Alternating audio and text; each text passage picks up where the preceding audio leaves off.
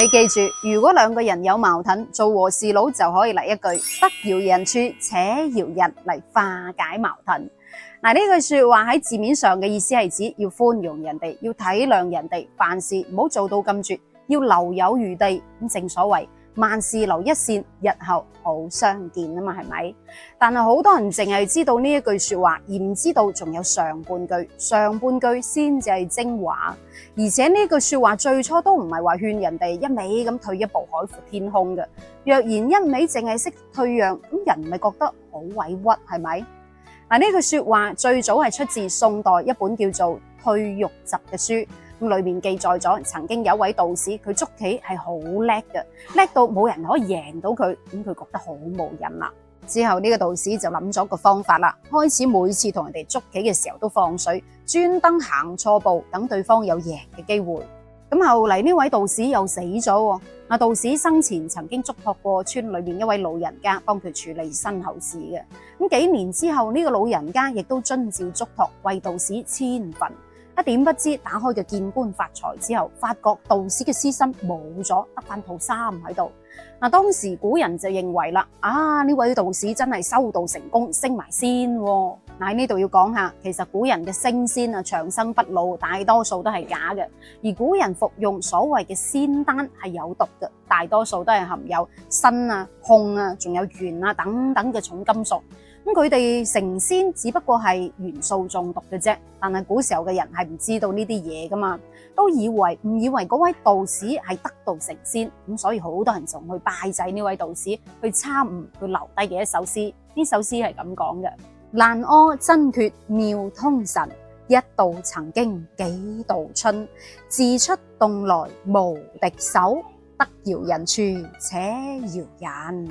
呢度嘅爛柯只係圍棋，喺古時候係捉棋嘅意思。咁呢首詩開頭嗰兩句就講實咗啦。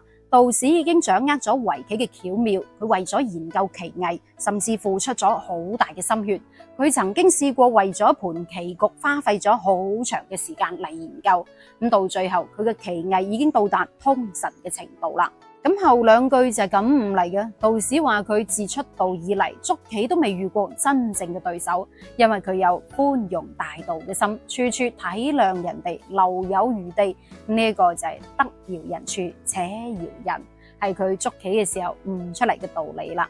咁當時候村民參悟呢首詩嘅時候就諗到啦，原來呢一首詩係道士捉棋嘅時候悟出嚟嘅。做人原來係要退讓，係要讓步嘅，唔可以處處同人哋爭，要寬恕人哋，咁樣就可以到達道士嘅境界，可以得道成仙噶啦。所以慢慢呢一句得饒人處且饒人呢句說話就應用推廣到生活上咯。民間仲有人幫呢一句說話作咗下半句，就係得放手時須放手，即係奉勸人哋要識得斷捨離，唔係嘅話就會失去得更多。得到唔一定係長久，失去都未必唔會再擁有。咁正因為係咁，所以導致我哋平時遇到乜嘢事情，遇到乜嘢人都唔會做到咁絕，唔會去到咁盡，會留尊嚴俾對方，留餘地俾對方，同時亦都係留餘地俾自己。都啱嘅，人生如棋局，唔單止要有技巧，仲要大度。我哋都好認同呢一句得饒人處且饒人，因為饒人唔係話等於怯懦，唔係話等於怕事細膽而係有君子嘅風範，有大度，識得寬以待人。但係好多人着重睇呢一句得饒人處且饒人，而忽略咗上一句自出洞來無敵手，意思即係話自出道以嚟冇遇過強勁嘅對手，言下之意即係話自己技藝好超高，好有能力啦。呢個係自信，甚至係張狂嘅表達方式，係幾咁有實力嘅人先至捨得講呢句說話咧，係咪？所以故事嗰位道士唔係話一味教人哋去寬容大度忍讓，教人哋去退讓嘅，而係因為佢本身就係無敵手，因為佢本身就有強大嘅實力同自信心，認為冇人贏到佢，所以佢先至退讓。所以如果我哋想要做一個得饒人處且饒人嘅人，首先我哋要成為自出洞來無敵手嘅強者。如果針對嗰啲妒忌心強又唔識得感恩嘅小人嚟講，有時候我哋嘅寬恕同埋退讓都未必可以換嚟一個好嘅結局。譬如話你寬恕嗰啲曾經傷害過你嘅人，佢可能仲會變本加厲。但係如果我哋做到得饒人處且饒人，得放手時須放手嘅話呢，可能會令到我哋心裏更加冇負擔，可能會令到我哋自己更加舒適輕鬆自在。咁好啦，今期暫時講住咁多，到最後輪到你講下，你點睇得饒人處且饒人呢句說話呢？你有冇寬恕唔到、原諒唔到嘅人同事呢？留言分享下，我哋評論區見，下一期再見，拜拜。我問你一斤有幾多兩？仲使問啊？貴嘅一斤梗係10兩啦，我蚊冇聽過半斤8兩啊？半斤就8兩，8兩就半斤，一斤咪16兩，老正就16兩，年正就10兩，呢隻多數都用10兩噶啦，冇用16兩噶啦。形容兩樣嘢差唔多，不相上下，一擔擔嘅。通常我哋會話稱頭半斤，稱尾8兩，簡稱就係半斤8兩啦。咁講到呢度，有人疑惑啦，乜唔係半斤5兩咩？10兩為1斤啊嘛，點解半斤會有8兩咁多嘅？點解老祖宗將1斤定為16兩嘅？係古人搞錯，定係市場阿姨呃稱啦吓？嗱，其實古時候1斤並唔係等於10兩嘅，依家嘅人用嘅係市斤稱。古時候用嘅衡器就唔係市斤稱，而係一種16進制嘅古衡器，即係有秤砣、有秤杆、有秤盤嘅秤啦。咁依家都仲見到有人用嘅秤杆係用木又或者係用金屬整嘅，秤杆上面有16粒稱星，一粒就代表係1兩啦。咁所以1斤為16兩。嗱，相傳呢個構思係越國范蠡做生意嘅時候發現嘅。咁以前老百姓做買賣都係用眼當秤嚟用嘅啫嘛，大概估計下。但係呢一種估計就好容易會存在誤差，做唔到公平公正啦。於是乎老百姓就想咗個計仔，諗下有咩方法可以用嚟測定貨物嘅重量嘅呢？嗱，有一日范蠡就見到有個農夫打水喎，咁於是乎佢就諗咗個辦法啦。用過秤嘅人應該知道嚇。用1斤又細又直嘅棍作2個窿，咁窿上面就系條繩，方便用手提起啊嘛。咁木棍粗嗰邊就綁個吊盤，吊盤就可以放各種要稱物品啦。而支棍另外一邊就可以放一個重物，呢個重物就作為秤砣嘅。咁秤砣離條繩越遠，吊嘅物品就自然越多噶啦嘛。但係用乜嘢作為標記呢？點稱呢吓？古時候嘅人係好擅長夜觀星象嘅，咁北斗7星同埋南斗6星加埋就係13粒星啦，再加埋福祿壽3粒星，總共就係16粒星咯。咁范蠡就決定用呢16粒星作為稱嘅標記啦。古時候嘅人認為北斗7星代表嘅係滅亡，南斗6星代表嘅係生機，咁福祿壽代表嘅係一個人嘅福氣、財富，仲有壽命。16粒星相當於人嘅一切。古時候用得呢一把度量衡嘅人，多數都係做買賣嘅商人啊嘛。咁呢一把秤就相當於喺度監督緊你，人在做，天在看啊，唔好呃秤啊。缺斤少兩會受到上天嘅懲罰嘅。譬如話少1兩就等於少咗粒福星，會損福啦；少2兩就等於少咗粒祿星，會傷財嘅；少3兩就等於減少壽星，會折福噶。1斤16兩，以為係數學題，但係文化題，包含咗古人嘅智慧同中華文化嘅哲學。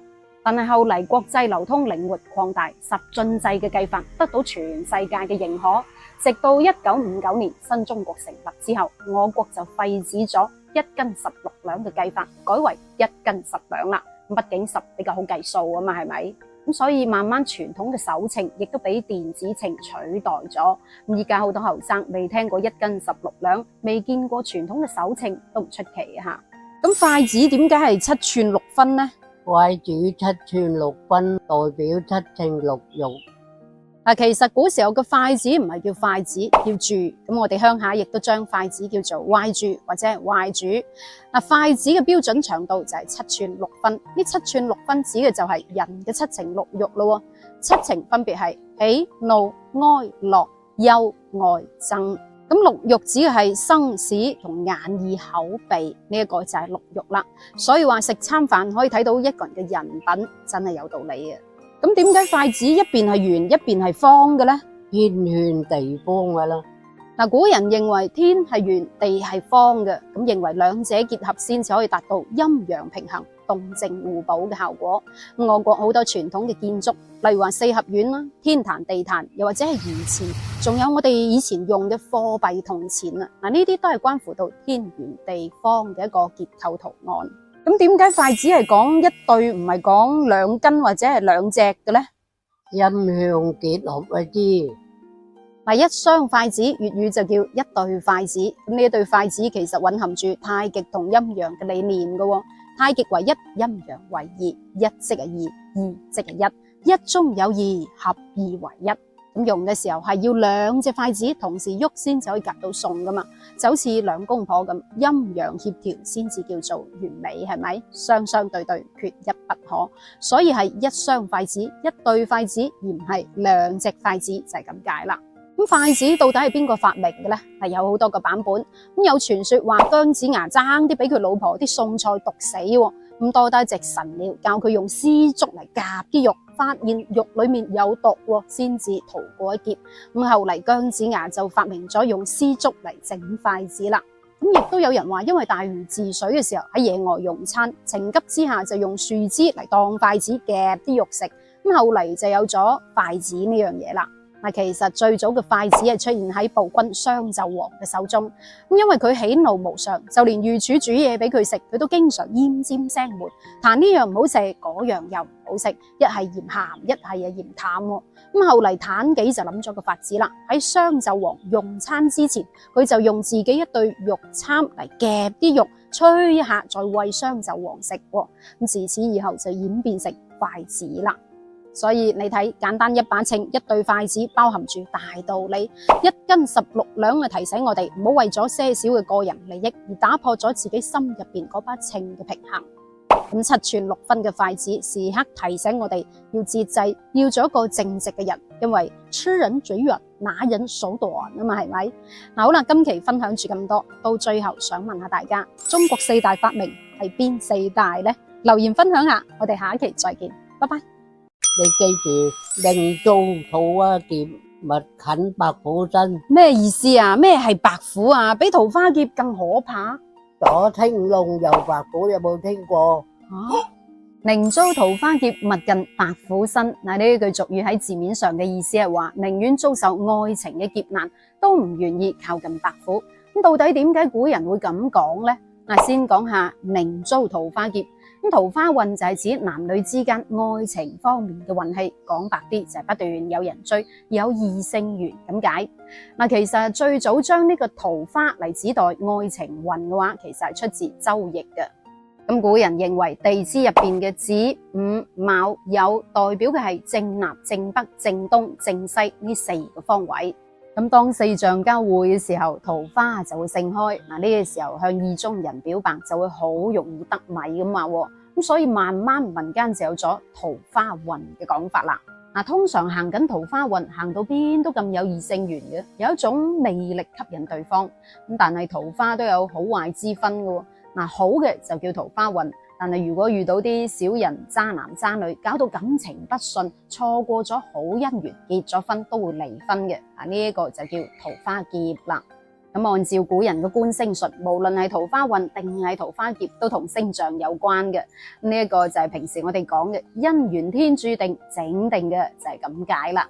咁至於寧遭桃花劫嘅意思，即係話寧願自己遭受爛桃花嘅桃花劫，都唔寧願埋白虎身。咁究竟呢隻白虎係咩來頭呢？古人咁驚佢？咁白虎喺古代有好多種意思嘅。第一個意思係代表方位，白虎係西方之神。咁喺古代，青龍、白虎、朱雀、玄武呢4大神獸各代表一個方位，即係平時我哋經常聽到嘅左青龍、右白虎、前朱雀、後玄武。咁呢4大神獸亦都係上古時期人類對星宿嘅崇拜。咁白虎就位居4大神獸嘅右邊。又因為古人喺觀天象嘅時候，發現西方嘅七獸輪廓睇起身好似一隻威猛嘅老虎，咁對應又係白色，所以古人就將西方七獸稱為白虎啦。咁老虎係自帶威猛同殺氣嘅，所以佢嘅寓意又同皇權、軍權有關。例如話《水滸傳》裏面嘅白虎節堂，佢係古代重要嘅軍事重地嚟嘅。再後嚟，由於古時候嘅官場如戰場，明爭暗鬥，好似老虎咁殘忍，所以後嚟呢一隻白虎又有咗官場嘅意思啦。特別係對於當時候清朝時期紅極一時、做生意好叻嘅商人胡雪岩嚟講，官場可以令佢撈到風生水起，但係亦都可以令佢跌到谷底，萬劫不復。咁呢一句俗語"寧遭桃花劫，勿近白虎身"，亦都係當時候清朝時期中國首富胡雪岩講嘅。自古以嚟，士農工商，咁商永遠都係排喺最後一位，尤其喺古代，商人嘅社會地位係好低嘅。話說呢個胡雪岩喺未發家致富之前係貧苦人家出身，以前一直都喺農村嗰度放牛嘅啫。直至12歲嗰年，佢父親過咗身之後，佢先至決定出去闖下。咁先後就去咗杭州、金華等地區嘅商行做打工仔。咁見到錢莊嗰邊嘅伙計工資高，又去咗信和錢莊做，由低做起，掃地啊、倒尿壺，乜都做，唔怕邋遢。直到3年之後，先至成為錢莊嘅正式員工。直到19歲嗰年，佢先至遇到貴人，先至開始真正行運。俾杭州嘅一個錢莊嘅老闆睇中佢，收佢為徒，教佢做生意，仲教佢好多嘢，當佢半邊仔咁對待。但係之後錢莊嘅老闆又過咗身，咁胡雪岩就繼承咗呢一間價值5000兩銀嘅錢莊啦。呢一個可以話佢當時候嘅第一桶金。後嚟胡雪岩又想將生意將間錢莊發大嚟做，但係點搞啊？當時候商人地位好低啊嘛。機緣巧合之下，就俾佢遇到嚴大使王有齡，用500兩銀幫佢補辦咗個官位。哇！呢一下有名又有利，又有王有齡呢個大官喺背後做推手做掩護，咁胡雪岩當時候就壟斷咗浙江一半以上嘅財經啦。不過之後太平軍攻打杭州，搞到王有齡官都冇埋，仲死埋添。咁胡雪岩就冇咗個靠山咯。好彩後嚟又識咗浙江巡撫左宗棠，得到左宗棠嘅賞識，俾咗個總管佢做，掌管成個浙江嘅錢餉同埋軍糧。哇！老百姓食粥食飯就睇佢咯。呢一下胡雪岩又官又商，真係走上人生嘅巔峰啊！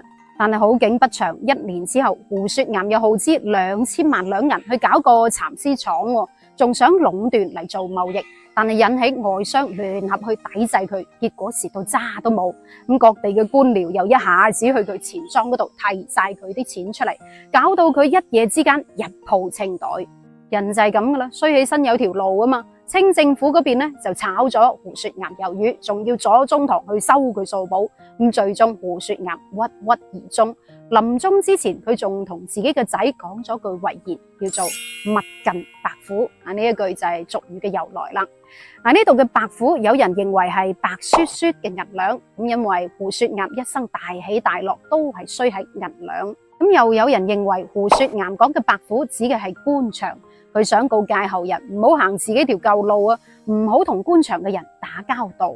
咁亦都有人話呢個白虎指嘅係經商，胡雪岩係想告誡自己嘅子孫後代要遠離經商，而胡雪岩嘅後代真係幾乎冇人做官，亦都冇人經商。咁仲有一種講法仲盞鬼，話胡雪岩口中嘅白虎係指白虎女，即係除咗頭髮之外全身都冇毛嘅女子。但係古代民間傳說認為白虎女係克夫，係不祥嘅。因為胡雪岩最風光嘅時候娶13個老婆，最誇張嘅時候一日一個，咁自然少不了白虎女㗎啦。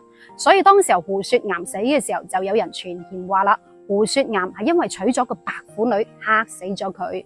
咁所以民間就有咗寧遭桃花劫，勿近白虎身嘅講法啦。咁你又認為胡雪岩口中嘅白虎究竟係指女人啦，定係官場，係商人，定係銀兩呢？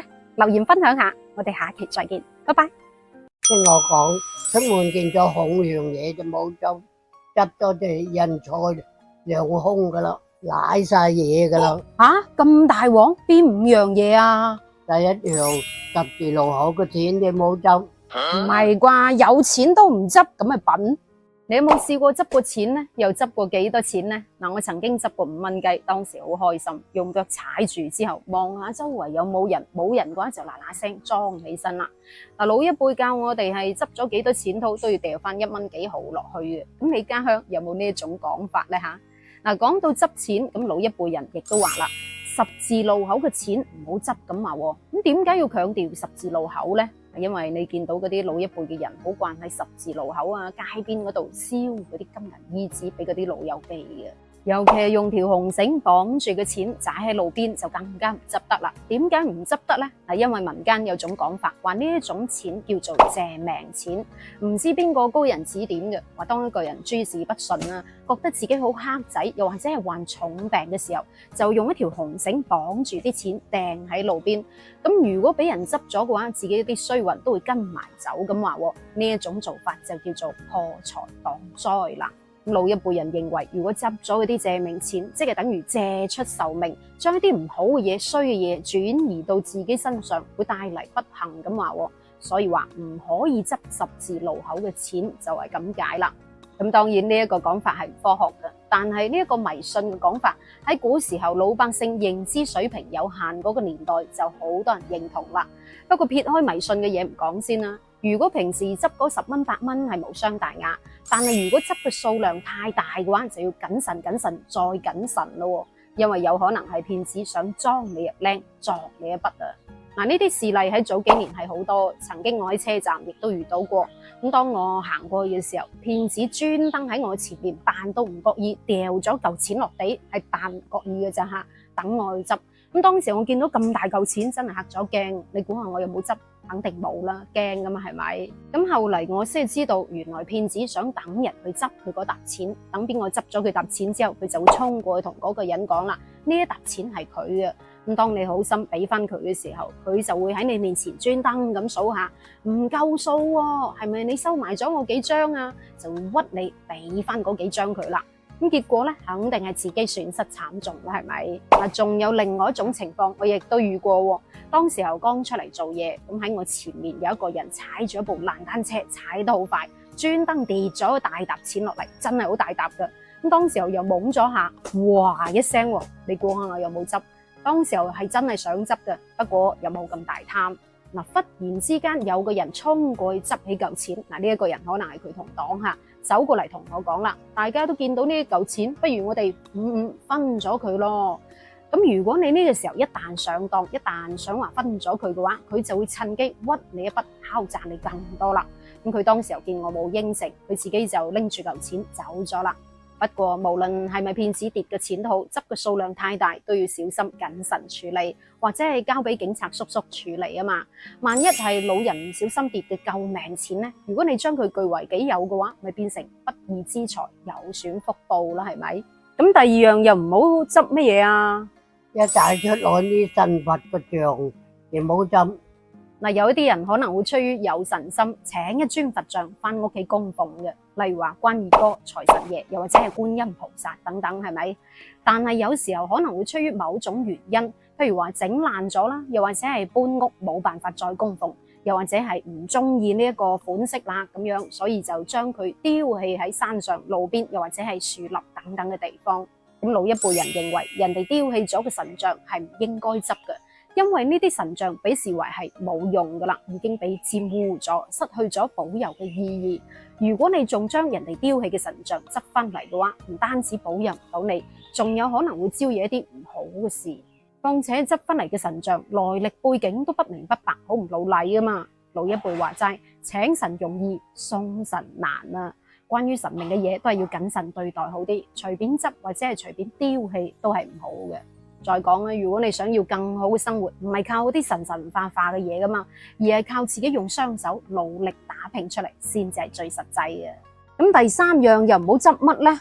一拜日拜完個齋眼啦，鬧舊嘢就冇執。嗱，喺民間，端午節、清明節，仲有鬼節，好多地方都保留咗祭祀祖先、燒金銀衣紙嘅習俗噶。咁有祭祀就肯定有供品噶啦。咁通常都係一啲雞啦、燒豬肉啦，仲有糖瓜餅乾、糕點、水果、酒啊等等嘅嘢，用嚟敬奉祖先，用嚟緬懷先人嘅。咁按照傳統嘅習俗，有一部分係攞翻屋企，但係剩翻啲糕點啊、糖瓜餅乾，仲有水果嘅嘢就留喺原地嘅咯。但係老一輩提醒我哋，呢啲嘢係唔執得嘅。如果執咗敬奉先人嘅嘢，係好不敬，係好唔老禮咁話。咁我相信亦都冇人會執呢啲嘢嘅，係咪？咁第四樣又唔好執乜嘢啊？一帶出攞個鐘啊、個錶啊就冇執。點解呢？執鐘好聽嘅啦。